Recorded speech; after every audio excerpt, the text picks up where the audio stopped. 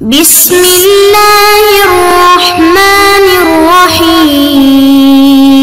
السلام علیکم ورحمۃ اللہ وبرکاتہ۔ معزز طلباء کرام، امید ہے آپ بخیر و عافیت ہوں گے۔ آج ہم کتاب ہدایہ میں کتاب الشفا کے سبق نمبر 10 کو پڑھیں گے۔ ہمارے سبق کی ابتدا قال وَإِذَا عَلِمَ الشَّفِيعُ بِالْبَيْعِ سے ہوگی اور ہمارا سبق کما فی المخیرات کی عبارت پہ مکمل ہوگا۔ آئیے پہلے اپنے آج کے سبق کی عبارت کو پڑھتے ہیں۔ بسم اللہ الرحمن الرحیم۔ قال وَإِذَا عَلِمَ الشَّفِيعُ بِالْبَيْعِ أَشْهَدَ فِي مَجْلِسِهِ ذَلِكَ عَلَى الْمُطَالَبَةِ اعلم أن الطلب على ثلاثة أوجه طلب المواسبة وهو أن يطلبها كما علم حتى لو بلغ الشفيع البيع ولم يطلب شفعته بطلت الشفعة لما ذكرنا ولقوله عليه السلام الشفعة لمن واسبها ولو أخبر بكتاب والشفعة في أوله أو في وسطه فقرأ الكتاب إلى آخره بطلت شفعته وعلى هذا عامة المشايخ رحمه الله وهو رواية عن محمد رحمه الله وعنه أن له مجلس العلم والروايتان في النوادر وبالثانية أخذ الكرخي رحمه الله لأنه لما ثبت له خيار التملك لا بد له من زمان التأمل کما فی المخیرات۔ آئیے اب اپنے سبق کی عبارت کا ترجمہ کرتے ہیں۔ باب طلب الشفعۃ والخصومۃ فیہا، یہ باب شفا کو طلب کرنے اور شفا کے سلسلہ میں خصومت کے بیان سے متعلق ہے۔ کتاب الشفا میں یہ پہلا عنوان صاحب ہدایہ نے باب کے نام سے قائم کیا ہے، یعنی یہ کتاب الشفا کا پہلا باب ہے۔ شفا سے متعلق کچھ عام چیزیں وہ پہلے اسباق میں گزر چکی ہیں۔ قال، امام قدوری فرماتے ہیں وَإِذَا عَلِمَ الشَّفِيعُ بِالْبَيْعِ، جب شفیع کو بیع کا علم ہو تو اپنی اسی مجلس میں مطالبے پر گواہ بنائے، اشہادہ گواہ بنا لے اسی علم والی مجلس میں، یعنی جہاں اس کو یہ خبر ملی ہے، علی المطالبتی، شفا کے مطالبے پر گواہ بنائے۔ اعلم، آپ جان لیں، ان الطلب علی ثلاثۃ اوجہ، کہ طلب کی 3 قسمیں۔ پہلی قسم طلب المواسبتی، طلب مواسبت، اور وہ یہ ہے کہ جانتے ہی شفیع شفا کو طلب کر لے، وہو ان یطلبها کما علم حتی لو بلغ الشفیع البیع، یہاں تک کہ اگر شفیع کو بیع کی خبر پہنچی، ولم یطلب شفاعتہ، اور اس نے اپنا شفا طلب نہیں کیا، بطلت الشفاعۃ، تو اس کا حق شفا باطل ہو جائے گا، لما ذکرنا، جیسا کہ ہم نے بیان کیا، ولقول علیہ السلام، اور نبی کریم صلی اللہ علیہ وسلم کے اس فرمان گرامی کی وجہ سے کہ الشفاعۃ لمن واسبها، کہ شفا تو اس کے لیے ہے جو فوراً طلب کرے، ولو اخبر بکتاب، اور اگر شفیع کو کسی خط کے ذریعے سے خبر دی گئی، وَالشُّفْعَةُ فِي أَوَّلِهِ، شفا کے حق کا تذکرہ اس کے شروع میں ہے، او فی وسطہ، یا خط کے درمیان میں ہے، فَقَرَأَ الْكِتَابَ إِلَىٰ آخِرِهِ، پھر اس نے اس خط کو آخر تک پڑھ ڈالا اور شفا نہیں کیا تو بطلت شفاعتہ، تو اس کا حق شفا باطل ہو جائے گا۔ وعلی ھذا عامۃ المشائخ، یہی اکثر مشائخ کا مذہب ہے، وہو روایۃ عن محمد رحمہ اللہ، یہی ایک روایت امام محمد رحمہ اللہ کی بھی ہے، وعنہ، اور امام محمد رحمہ اللہ کی ایک دوسری روایت بھی ہے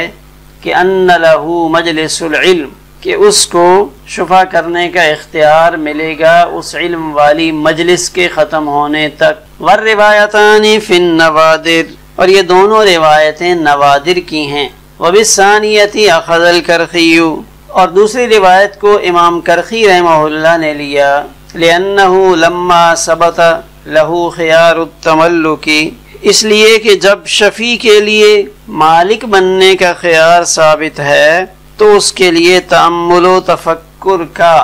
وقت ملنا بھی ضروری ہے، لا بد لہ من زمان التأمل، اس کے لیے تأمل کا وقت ملنا بھی ضروری ہے، کما فی المخیرتی، جیسا کہ مخیرہ عورت کے مسئلہ میں۔ آئیے اب اپنے سبق کی تشریح کو دیکھتے ہیں۔ قال وَإِذَا عَلِمَ الشَّفِيعُ بِالْبَيْعِ، صاحب ہدایہ اس سے پہلے اسباق کے اندر اس بات کو واضح فرما چکے ہیں کہ طلب کے بغیر شفع نہیں ملے گا، یعنی شفع خاموش بیٹھنے سے کسی کو نہیں ملے گا کہ کوئی آئے، ساتھ والا آ جائے، مشتری آ کر اس سے کہے کہ بھائی میں مکان خریدنے آ گیا ہوں، آپ شفع نہیں کرو گے، شفع کر لو۔ اس طرح شفع نہیں ملتا، یعنی جب تک شفیع شفع کی طلب نہیں کرتا تو طلب کے بغیر یہ شفع ملنے والا نہیں۔ تو اب طلب کی کیا کیفیات ہیں اس کی وضاحت کر رہے ہیں۔ وَإِذَا عَلِمَ الشَّفِيعُ بِالْبَيْعِ أَشْهَدَ فِي مَجْلِسِهِ ذَلِكَ عَلَى الْمُطَالَبَةِ۔ تو اس عبارت کا حاصل یہ ہے کہ جس مجلس میں شفیع کو مکان مشفوعہ کی فروختگی کا علم ہوا کہ میرے ساتھ والا مکان بک رہا ہے، تو اسے چاہیے کہ وہ فوراً اپنے حق مطالبہ پر گواہ قائم کر لے اور اپنی طلب واضح کر دے۔ اشہد فی مجلسہ ذالک علی المطالبۃ، اسی مجلس میں جہاں اس کو اطلاع پہنچی، مثال کے طور پہ ایک تقریب جو بسلسلہ سیرت النبی صلی اللہ علیہ وسلم کے منعقد ہو رہی تھی، تو وہاں شفیع موجود تھا، تو شفیع کے ساتھ ایک بندہ بیٹھا آ کر اس نے جب حال احوال لیا تو اس نے کہا کہ آپ کے پڑوس والا مکان، آپ کا پڑوسی احمد مکان بیچ کر جا رہا ہے، آپ کو پتہ نہیں چلا؟ تب اس کو وہاں پتہ چل رہا ہے، تو جیسے ہی اس کو پتہ چلے تو وہ فوراً کہے کہ میں تو اپنے پڑوسی والے مکان پہ شفع کرتا ہوں۔ تو اب دو بندوں کو گواہ بنا لے، ایک وہی جو اطلاع دینے والا ہے اس کو بنا لے، اور ایک جو اس کے دائیں طرف بیٹھا ہوا ہے، یا اور جو اس کے متعلقین وہاں موجود ہیں ان میں سے دو افراد کو اس بات پر گواہ بنا لے۔ اعلم ان الطلب علی ثلاثۃ اوجہ، صاحب ہدایہ فرما رہے ہیں کہ طلب کی کئی صورتیں، ثلاثۃ اوجہ، تین صورتیں یہاں ذکر فرمائیں۔ سب سے پہلی ذکر فرمائی طلب المواسبۃ، ہمارے آج کے سبق میں اسی طلب مواسبت سے متعلق بات ہوگی۔ تو طلب مواسبت جس کا حاصل خود صاحب ہدایہ یہ بیان فرما رہے ہیں، کیا وَهُوَ أَن يَطْلُبَهَا كَمَا عَلِمَ، کہ وہ شخص مطالبہ کر لے جیسے ہی اس کے علم میں آئے، أَن يَطْلُبَهَا مطالبہ کر لے، كَمَا عَلِمَ جیسے ہی اس کو اطلاع ملے، مکان کی بیع کا علم ہوا تو اس کو چاہیے کہ فوراً وہ حق شفع اپنا اس کا دعویٰ کرے۔ چنانچہ اگر شفیع نے علم بالبیع کے بعد شفع کا مطالبہ نہیں کیا، حتیٰ لو بلغ الشفیع البیع، شفیع کو بیع کی اطلاع پہنچی، ولم یطلب شفعتہ، اور اس نے اپنا حق شفع اس کو طلب نہیں کیا، تو کیا ہوگا؟ بطلت الشفعۃ، اس کا حق شفع باطل ہو جائے گا، حق شفع باطل ہو جائے گا۔ اس کا تذکرہ پیچھے کر کے آئے ہیں، لِأَنَّهُ حَقٌ ضَعِيفٌ يَبْطُلُ بِالْإِعْرَاضِ، یہ ایسا کمزور حق ہے جو اعراض سے باطل ہو جاتا ہے۔ تو لما ذکرنا سے اس عبارت کی طرف اشارہ ہے۔ وَلِقَوْلِ علیہ السلام الشُّفْعَةُ لِمَنْ وَاسَبَهَا، اور نبی کریم صلی اللہ علیہ وسلم کا فرمان کہ شفع اس کے لیے ہے جس نے اس کو جلدی طلب کیا۔ بظاہر یہ جملہ یہاں حدیث پاک کے عنوان سے لایا گیا ہے۔ علامہ عینی فرماتے ہیں ھذا لیس بحدیث، کہ اس کو مشہور محدث عبد الرزاق انہوں نے اپنی مصنف میں ذکر کیا ہے، اور یہ قاضی شرح ان کا قول ہے، الشفعۃ لمن واسبہا۔ تو ہمارے آج کے سبق میں پہلا مسئلہ طلب مواسبت تھی، آج کے سبق میں طلب مواسبت ہی کا تذکرہ چل رہا ہے۔ تو طلب مواسبت کے فی الفور جیسے ہی مکان کی بیع کا علم ہو، پلاٹ کے بکنے کا علم ہو کہ میرے ساتھ والا پلاٹ بک رہا ہے، مکان بک رہا ہے، دکان بک رہی ہے، تو شفیع فی الفور اپنے حق کا دعویٰ کرے کہ میرا اس دکان، پلاٹ، مکان پر حق شفع ہے اور میں شفع کے ذریعے یہ چیزیں لینا چاہتا ہوں۔ تو طلب مواسبت کہ اس میں ذرہ برابر تاخیر نہ ہو، جیسے ہی اس کو اطلاع پہنچے تو اب وہ فی الفور اپنے حق کی شفع کا مطالبہ کرے۔ دوسری صورت یہاں بیان فرمائی ہے کہ شفیع کو اگر خط کے ذریعے مکان کی فروخت کا علم ہو تو کیا تفصیل ہوگی۔ ایک ہے کہ لوگ اس کو بتا رہے ہیں، تب اس میں تو واضح ہے کہ جیسے ہی اس کو کسی نے بتایا کہ فلاں شخص نے آپ کے ساتھ والا مکان بیچ دیا ہے، وہ آپ کا پڑوسی احمد چھوڑ کر جا رہا ہے، تب جیسے ہی اس کو یہ اطلاع ملی ہے، یہ فی الفور یعنی تاخیر نہ کرے، سوچنے کا ٹائم نہ لے، فی الفور ایک دفعہ دعویٰ کر دے کہ میں اس مکان پہ شفا کا دعویٰ کرتا ہوں۔ لیکن اگر یہ اطلاع خط کے ذریعے پہنچ رہی ہے تو اس میں کیا ہوگا؟ تو یہاں وَلَوْ أُخْبِرَ بِكِتَابٍ کی وضاحت یہ کی ہے کہ ایک شخص نے دوسرے آدمی کو جو شفیع خط لکھا اور اس خط کے شروع میں یا درمیان میں اس نے شفا کا تذکرہ کیا، شفیع نے پورا خط پڑھ لیا، جہاں شفا کا تذکرہ تھا اس پر اس نے کوئی دھیان نہیں دیا، کوئی توجہ نہیں دی اور نہ ہی اپنا شفا طلب کیا، تو اکثر مشائخ کے ہاں اور امام محمد رحمہ اللہ کی بھی اصح روایت یہ ہے اور یہی ان کا مذہب بھی ہے کہ اس کا حق کے شفا باطل ہو گیا، اس لیے کہ خط پڑھنے کے دوران تذکرہ شفا کے وقت شفیع کا اپنا حق طلب نہ کرنا یہ اس کے اعراض اور بے رغبتی پر دلالت کرتا ہے، اور اعراض کی صورت میں شفا تو ملتا نہیں، لہذا اس صورت میں بھی نہیں ملے گا۔ مثال کے طور پہ ہم فرض کرتے ہیں کہ یہ عبارت ایک خط ہے، تو اس خط کے اندر اس نے پہلی لائن پڑھی، دوسری لائن میں شفا کا تذکرہ تھا، اس نے یہاں پہ کوئی رد عمل ظاہر نہیں کیا، آگے پڑھتے پڑھتے یہاں پہنچ گیا، درمیان میں پھر شفا کا تذکرہ تھا، یہاں سے بھی آگے چلا گیا اور اس خط میں آخری لائن تک پہنچ گیا، لیکن اس نے زبان سے شفا کا مطالبہ نہیں کیا، تو اب اس کا حق شفا باقی ہے یا نہیں؟ تو اکثر مشائخ اور امام محمد رحمہ اللہ کی اصح روایت کے مطابق اس کا حق شفا ختم ہو چکا ہے۔ وَلَوْ أُخْبِرَ بِكِتَابٍ وَالشُّفْعَةُ فِي أَوَّلِهِ أَوْ فِي وَسْطِهِ فَقَرَأَ الْكِتَابَ إِلَىٰ آخِرِهِ، پس اس نے کتاب کو پڑھ ڈالا آخر تک، بطلت شفاعتہ، اس کا حق شفا باطل ہو جائے گا۔ وعلى هذا عامة المشائخ وهو روایت عن محمد رحمہ اللہ، کہ عام مشائخ اور امام محمد رحمہ اللہ ان سب کی یہی رائے ہے۔ امام محمد رحمہ اللہ کی ایک روایت اور بھی ہے کہ ان له مجلس العلم والروایتان فی النوادر، کہ محمد رحمہ اللہ سے منقول ہے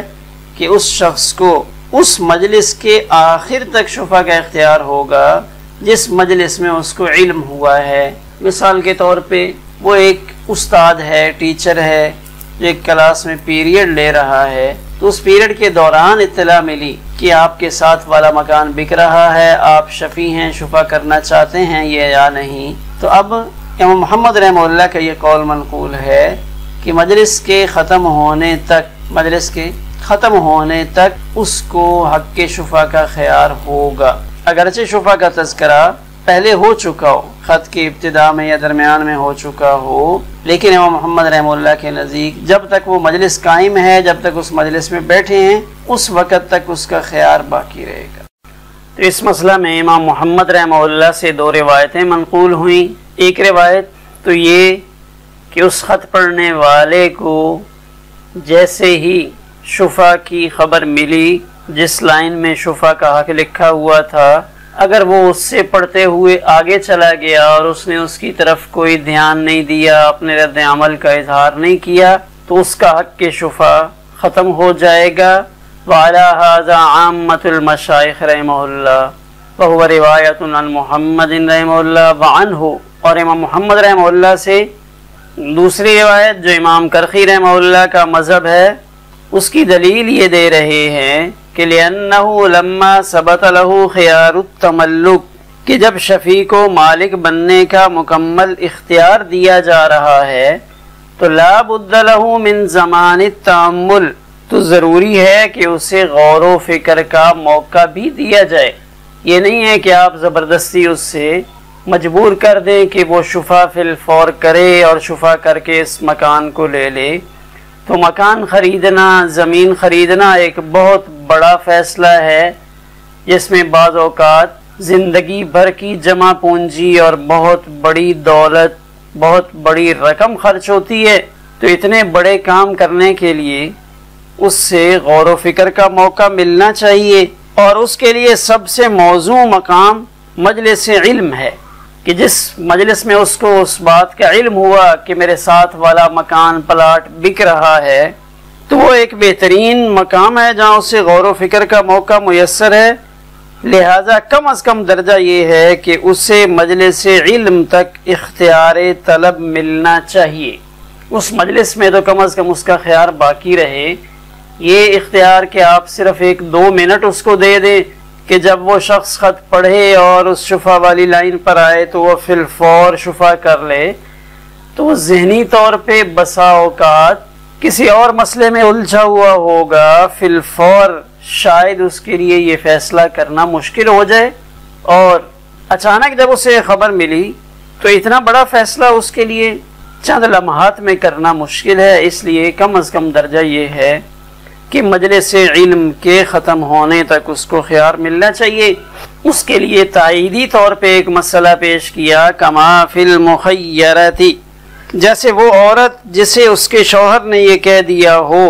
کہ تجھے اپنے آپ کو طلاق دینے کا اختیار ہے، اگر اپنے آپ کو طلاق دینا چاہتی ہے تو میری طرف سے تمہیں اس کی اجازت ہے. تب ایسی عورت کو مجلس خیار کے ختم ہونے سے پہلے تک موقع ہوتا ہے